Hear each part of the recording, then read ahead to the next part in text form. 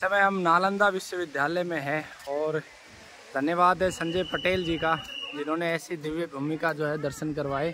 संजय भाई पटना से हैं और साथ में अपने एक और भाई है, नाम तो याद नहीं, क्या नाम भाई? अनिश कुमार का भी धन्यवाद है।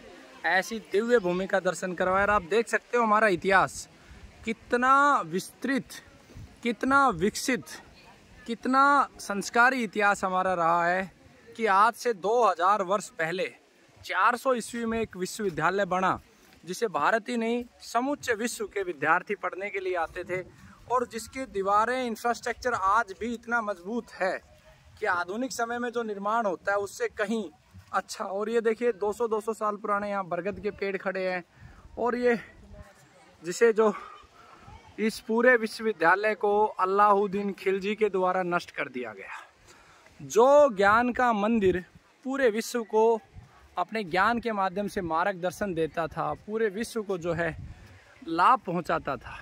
केवल भारत के लोगों को नहीं, समूचे विश्व के लिए वो एक मंदिर की तरह था, मस्जिद की तरह था और एक चर्च की तरह था।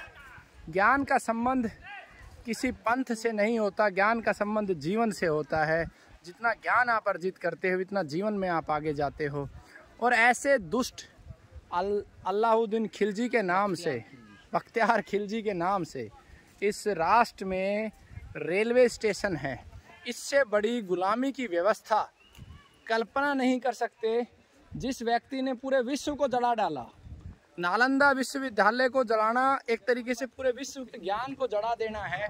पूरे विश्व को जिस व्यक्ति ने जला डाला, विषय यहाँ पर हिंदू मुसलमान का नहीं है, विषय है ऐसे दुष्ट व्यक्ति का जिसने पूरे विश्व के ज्ञान की धरोहर को जला डाला। हमारे आने वाली पीढ़ियों को कितना लाभ होता है। और आज भी उस दुष्ट व्यक्ति के नाम से रेलवे स्टेशन है। इससे बड़ी गुलामी की व्यवस्था इस राष्ट्र में क्या होगी, कल्पना भी नहीं कर सकते। खैर, ये सब तो हम परिवर्तित नहीं कर सकते, लेकिन निश्चित रूप से हम संकल्पवान हैं।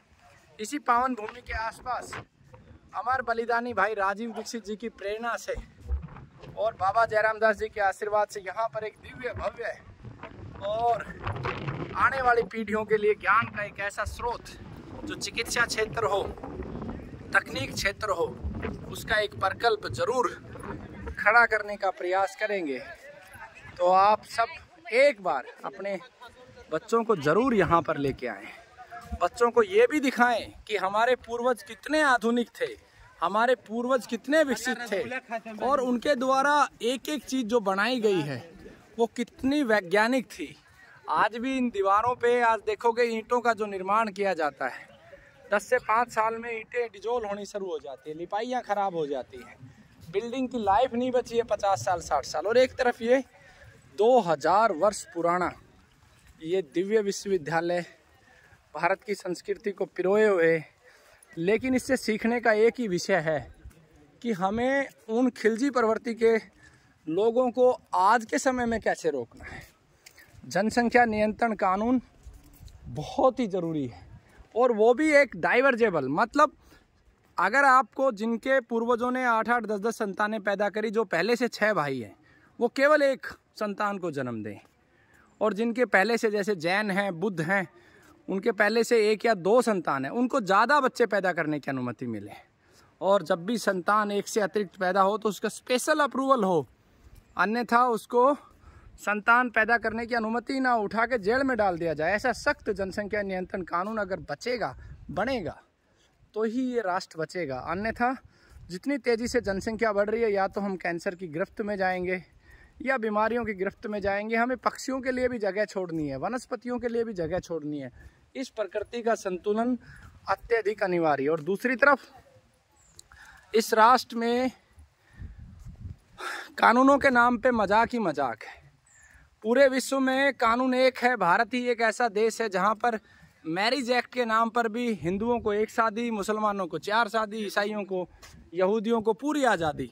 आखिर क्यों? हमारे पूर्वजों के भी जो बहु विवाह की प्रथा रही है, महाराणा प्रताप जी ने 14 शादियाँ की हैं। गुरु गोविंद सिंह जी को उठा लो, भगवान कृष्ण को देखिए, सभी के बहु विवाह हुआ। मैं इस बात का पक्षधर नहीं हूँ कि 1 से अधिक शादी हो, लेकिन सबके लिए समान कानून, इस बात का प्रबल पक्षधर हूँ। और अगर सरकार ऐसा नहीं करती है तो निश्चित रूप से हम सबको आवाज़ उठानी होगी। ये देखिए कितनी बढ़िया दीवारें यहाँ पे बनी हुई है, ना इनमें कोई नूनी लगी है। और यहाँ पर शायद एक ये कुआं है, ये भी मैं आपको दिखा दूँ।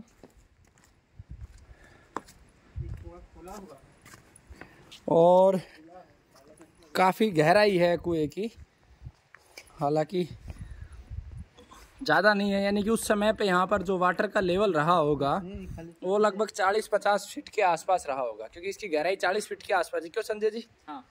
तो 40 फीट की गहराई पे उस समय यहाँ पर पानी रहा होगा जल के स्रोत के लिए। और ये अलग अलग विद्यार्थियों के लिए रूम बने हुए हैं, सबके लिए अलग अलग रूम है। और कितना शानदार कंस्ट्रक्शन रहा होगा। 2000 साल पहले जो भवन बना है वो आज भी जीवित है। ये इस बात का परिचय देता है कि हमारा जो विज्ञान तकनीक है वो पूरे विश्व के लिए मार्गदर्शन करता रहा होगा। बहुत ही विस्तृत तकनीक रही है। वंदे गो मातरम।